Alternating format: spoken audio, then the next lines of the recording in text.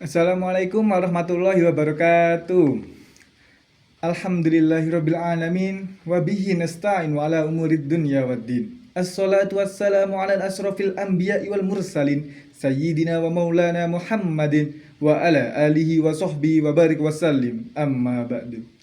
Yang terhormat Bapak Ketua Rektor Universitas Hasyim Asy'ari, Bapak Haris Supratno, yang sama-sama kita hormati Bapak Hanifuddin Mahadun selaku dosen pengampu mata kuliah psikologi belajar, kedua orang tua saya yang sangat saya cintai, dan tak lupa pula teman-temanku yang insya Allah berbahagia pada hari ini.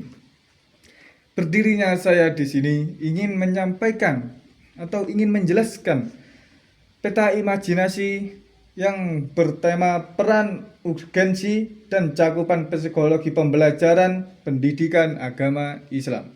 Sebelum saya lanjut ke penjelasan, izinkan saya untuk menyampaikan pantun.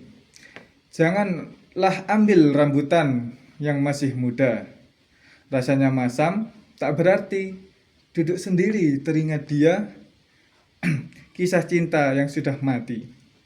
Lanjut ke pembahasan. Di sini terdapat 3 materi. Yang pertama ada peran psikologi dalam pembelajaran PAI.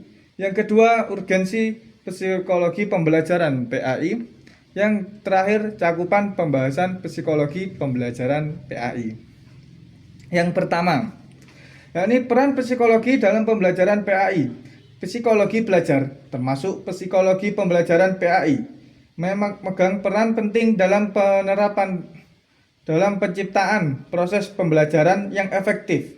Efektivitas dicapai melalui perilaku mengajar yang efektif dari guru dan pelaku belajar yang sesuai dari siswa. Beberapa peran penting psikologi dalam pembelajaran.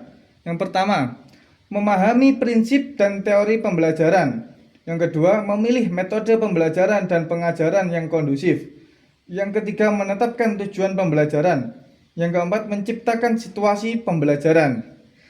Jadi kita harus mempunyai 4 dari itu supaya kita lebih matang, lebih sanggup, lebih siap untuk mendidik anak-anak, supaya anak-anak juga tumbuh dewasa seperti kita, seperti apa yang diinginkan oleh orang tuanya.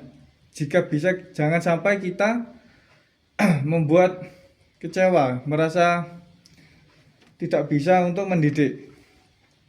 Lanjut, konsep psikologi yang berkontribusi dalam pendidikan dan pembelajaran yakni prinsip-prinsip dan teori pembelajaran, perbedaan individu, pertumbuhan dan perkembangan dan kepribadian adalah beberapa konsep penting yang harus sebagai pengajar, sebagai pelajar dimiliki.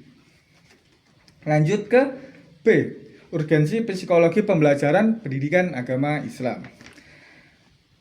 Psikologi pembelajaran pendidikan agama Islam sangat penting karena guru adalah jabatan profesional yang menuntut penguasaan disiplin ilmu, termasuk psikologi.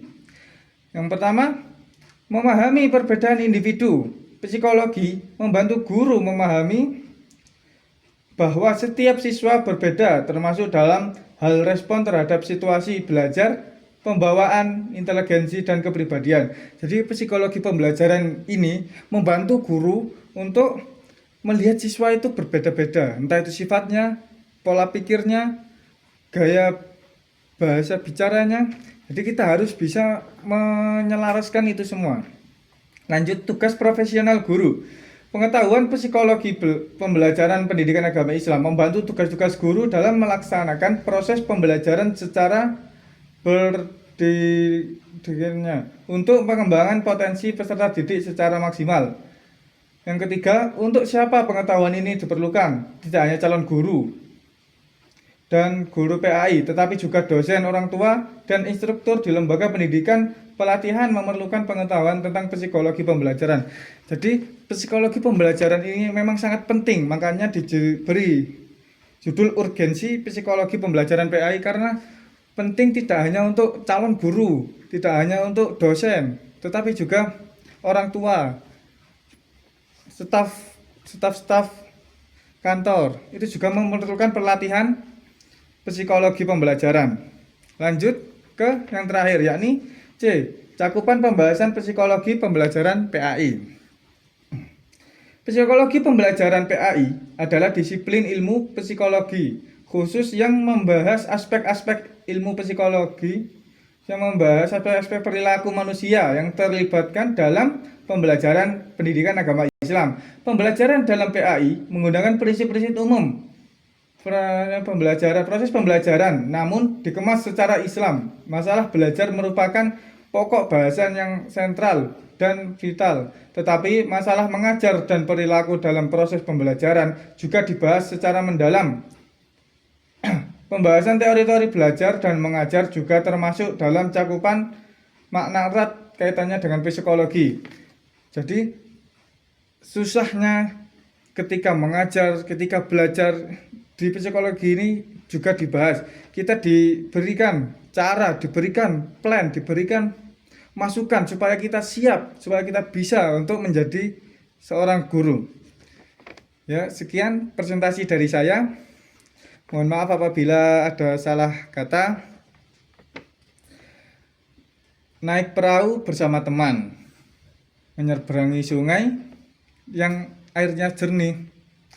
Sungguh indah melihat wajahmu, wahai mantan, tetapi hati ini sudah rela untuk pergi.